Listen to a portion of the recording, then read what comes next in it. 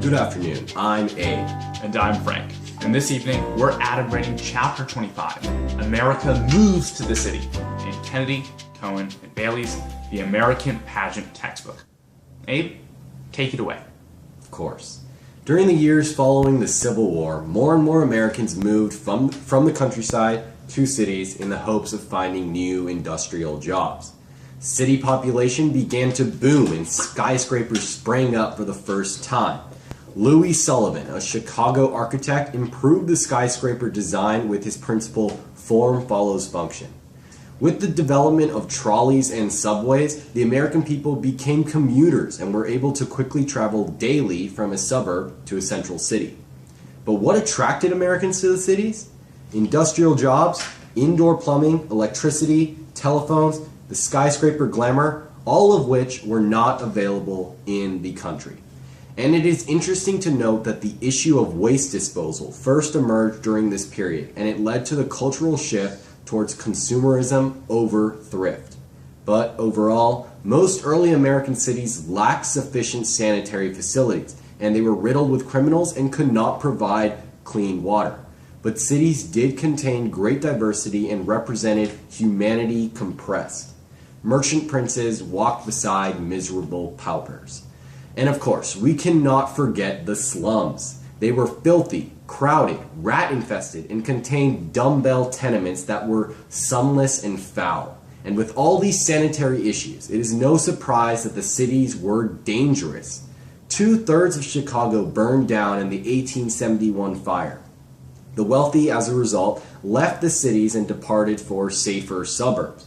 But after the Chicago fire, cities required downtown buildings to be made of stone or iron. Now, Frank, did this new immigration that emerged in the 1880s differ at all from the earlier immigration? It did. In the early to mid-1800s, most immigrants came from England, Ireland, or Germany. However, starting in the 1880s, immigrants began to flood in from Italy, Croatia, Greece, and Poland. These newcomers were known as the new immigrants, and they were quickly forming their own ethnic communities inside American cities, such as Little Italy or Little Poland, which were akin to what we know as Chinatown. Abe, why did so many Europeans want to come to America? Well, there were several reasons. First, Europe seemed to have no room left. Second, much of the peasant class was unemployed and thus sought employment elsewhere. Thus, the urbanization process in Europe actually did fuel immigration. Third, Americans wrote letters portraying America as the land of opportunity. Fourth, European immigrants could avoid religious persecution and military conscription in America. And fifth, brutal persecutions, for example, against the Jews in Russia, drove Europeans into the arms of America. And the Jews were actually unique from the other immigrant groups since they had experienced city life already in Europe. But overall, many of the immigrants never even wanted to stay in America, and thus they became birds of passage who returned to their original home countries. And overall, in America, there was a strong desire among immigrants to keep old traditions alive.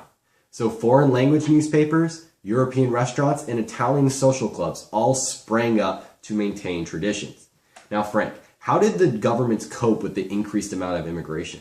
Well, in short, they didn't. The federal and state governments proved overwhelmed by the influx of immigrants, which led rise to the boss system. Basically, political parties would champion the cause of ethnic groups in exchange for their political support. This is what happened in New York, where Boss Tweed and his Tammany ring championed the cause of the Irish immigrants in exchange for their support and votes at the ballot box.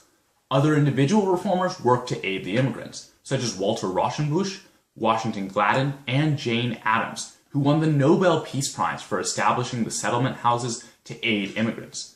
As streams of newcomers continued to arrive, more women began to join the workforce as well, including blacks and Jews. Abe, how did Native Americans respond to this increased immigration? Well, the upsurge of immigration actually alarmed many American nativists. Nativists accused immigrants of degrading urban government, and the nativists also assailed the immigrants for agreeing to work for pitiful wages. So an anti-foreignism organization sprang up, known as the American Protective Association, or APA. The APA advocated voting against Roman Catholic candidates for political office and also supported the publication of lustful stories about nuns. Labor leaders also argued that if American industry was to be protected from foreign goods, then American workers should also be protected from foreign workers. So Congress established several limits on immigration beginning in 1882, and it eventually entirely restricted Chinese immigrants, polygamists, prostitutes, and more. But the proposed literacy test was not enacted until 1917, since it faced fierce opposition. Now, Frank, how did the churches respond to immigration? Well, since the biggest donors to church organizations were the wealthy, churches were generally slow to take up the cry of social reform, especially in favor of newly arrived immigrants. That said, the liberal Protestants emerged as a group interested in modernizing traditional church doctrine, as they rejected biblical literalism and wished to focus instead on earthly salvation and community fellowship. Examples include James Giddens, who assisted the American Labor Group, and Mary Baker Eddy, who created the Church of Christ Scientist, in which he claimed that if you prayed enough, you could heal your bodily ailments. Other Christians founded the YMCA, which served to combine physical and religious education. But tell me, Abe, were any advancements Hold up, Frank. Let's mix things up. Let me ask you the question this time. Were there any advancements in science at this time? Well, just like how Abe shook up our order, Charles Darwin shook up the scientific scene just like T. Swift when he published his theory of evolution, enumerated in his Origins of Species in 1859. Prior to this, it had been believed that organisms were brought into existence by the hand of God, but Darwin stated that organisms evolved gradually over time. Unfortunately, this advancement was met with severe resistance from Christians, despite the ample evidence provided for by Darwin. For this reason, evolution was not widely accepted until as late as the 1920s. But Abe, to put things back on track, did education continue to progress during this time period? Yes, Americans began to realize that a free government could not be successful if its people are ignorant. Thus, many states made grade school education compulsory, and high schools began to multiply across America. Teacher training schools also sprung up. But many public schools excluded adults, so the Chautauqua movement began, in which hundreds of public lectures were delivered to educate all listeners. All in all, it is fair to say that crowded cities offered better educational facilities than the one-room schoolhouses in rural areas. So Frank, could you tell me about the great debate between Booker T. Washington and W.E.B. Du Bois? I can do that. Although literacy was moving forward, you need to remember, Abe, that 44% of non-whites still couldn't read by 1900s, and this led to two separate schools of thought as to how best bring blacks up to par with whites. Now, first was Booker T. Washington, who believed that it was unwise to challenge white supremacy. Rather, Washington wanted blacks to reach economic equality with whites before attempting social equality, mainly through education. To this end, he created the Tuskegee University to help educate blacks. Now, second was Dr. W.E.B. Du Bois, who demanded blacks gain immediate social, political, and economic equality with whites. To this end, he founded the National Association for the Advancement of Colored People, or NAACP, in 1910.